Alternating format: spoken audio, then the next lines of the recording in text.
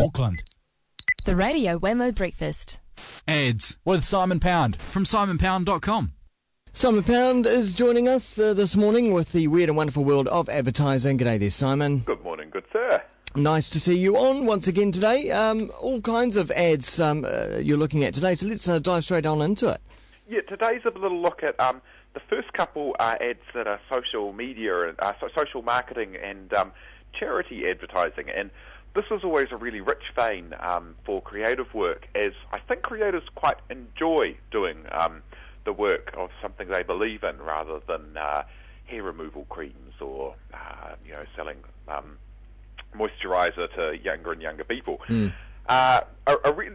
Also, sometimes they're tackling issues that are quite ingrained in culture, so they have to be quite clever to be able to kind of stop how things are and start them afresh. And a good example of that is in Brazil, where they've recently instituted a zero tolerance for drunk driving, because this has been an enormous problem over there. Something like 30,000 people a year are still dying in traffic accidents, even though they've brought in this zero tolerance for drink driving. And the message just isn't getting through. And so they're getting to do some more and more interesting and disruptive activities, to use a horrible marketing buzzword. Yeah. One thing they're trialling at the moment is inside bars, when people go up to get their drinks and pay for them, they pass them a receipt, and on the receipt they've added to their bill for the drinks and the beers and the shots the projected costs for a drunk driving accident. And so they add to them things like your amputation, your 3 days in hospital, your recuperation period. Yeah. And so people get a bill back for $100,000, and then it's itemised with all these things. And the faces, the video that is on the links for this thingamajiggy, shows people get their bill and be all kind of like partying and happy, and then their faces just like drop so comically when they see the amount they have to pay, and then they kind of like bounce back into relief and surprise when they realise that they're just having them on. But it's a really interesting way of kind of getting the message through when people aren't expecting it, and the kind of links they have to go to get people thinking. So that's quite cool. Another ad that's doing the rounds at the moment is in Sweden. In Sweden at the moment, they have a problem with young women smoking. There are, even though everyone knows that smoking is bad, etc., more young women are smoking now than ever, which is just nuts. And so obviously the messages that are out there everywhere, that it's going to kill you, that it's going to make you sick, that it's going to hurt people around you, that it's expensive, none of this stuff is getting through. It's still, people are smoking there. And so they set up this thing called You Models, where and they advertised it around all kinds of sites. And they asked women to submit photographs of themselves for a modelling competition, and they engaged like the top supermodel in Sweden to We front decided it. to... Oh, I've got a little bit of audio We here. created the fake model agency, You Models. The famous Swedish model, Victoria Silvstedt, was the agency's figurehead. Young women were invited to participate in an online casting at umodels.se. The applicants answered a selection of questions, mainly about their looks, but also regarding their smoking habits. Finally, they were asked to upload a photo of themselves. And then what happened, Simon?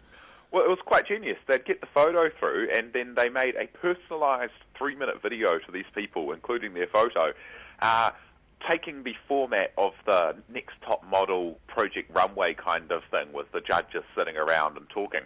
And they digitally aged the photograph of the girl to say, if you keep smoking, you'll be able to make it to our modelling agency, because we're actually ugly models.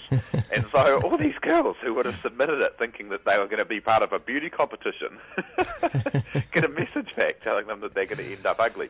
That would be tough. Would get them talking. In order to make up for it, they then submitted their photos to a real model agency.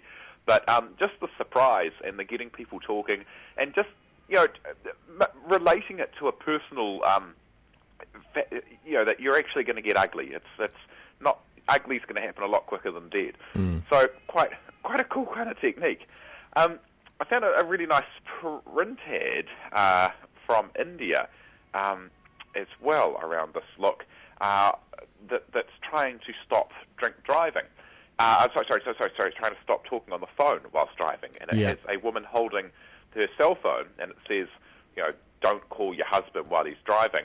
And there's just piles of blood spurting out of the cell phone at her face, as if she has, by calling him, caused this crash and caused them to die, and the blood's flying out of the phone straight at her. So it's this big effort to try and show the result of a behaviour through actually doing the behaviour, isn't it? It's I don't know. It's not quite. Is it experiential? I mean, is that what you'd call it? Well, no, I think it's just they're getting past like telling you what the problem is and trying to make it personal for people. Because, I mean, maybe a couple of years ago they would have had scientists saying, this is bad for you. But nowadays, it's just not. Those messages aren't working. So now they're just trying to make it super, super personal.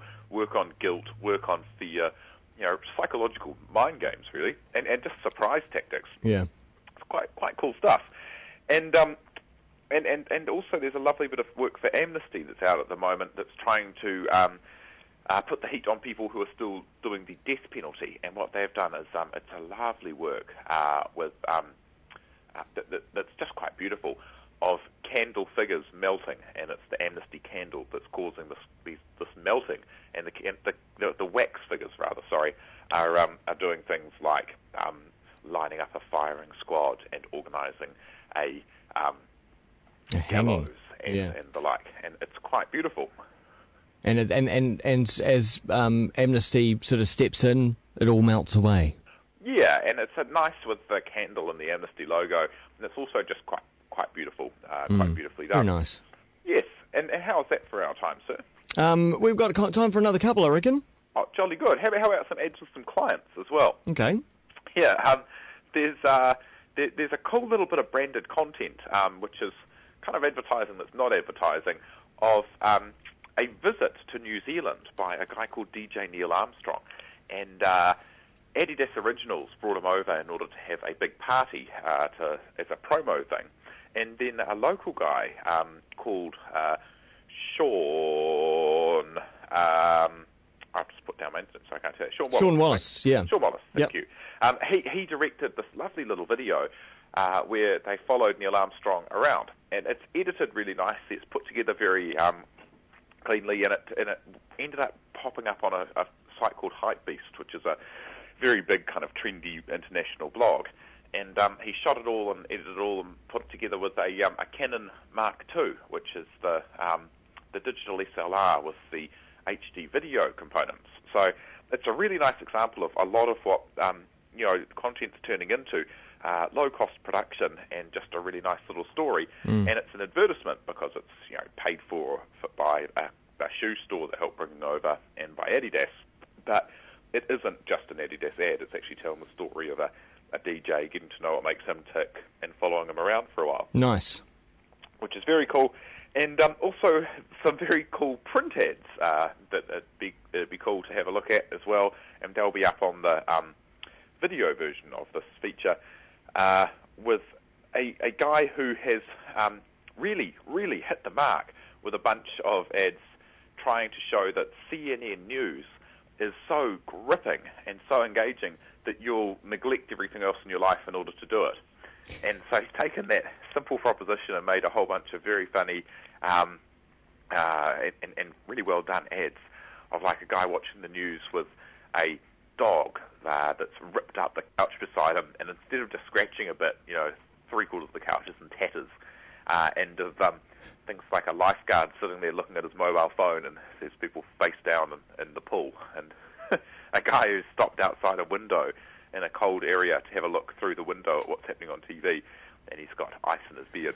But yeah, really nice, simple executions that just kind of stay with you. Simon, it's so refreshing to know that there is good and clever and smart advertising out there, and it's not all shouty, yell at you over the New Zealand TV kind of stuff. Oh, there's a remarkable amount of good advertising being made. There certainly is. And if you want to see this video once again, thanks to the kind folks at stoppress.co.nz, they'll be putting it up, and also you will see all the links there and all the show notes as well. and also simonpound.com. Thanks so much, Simon. Good man. Have a lovely day. Will do.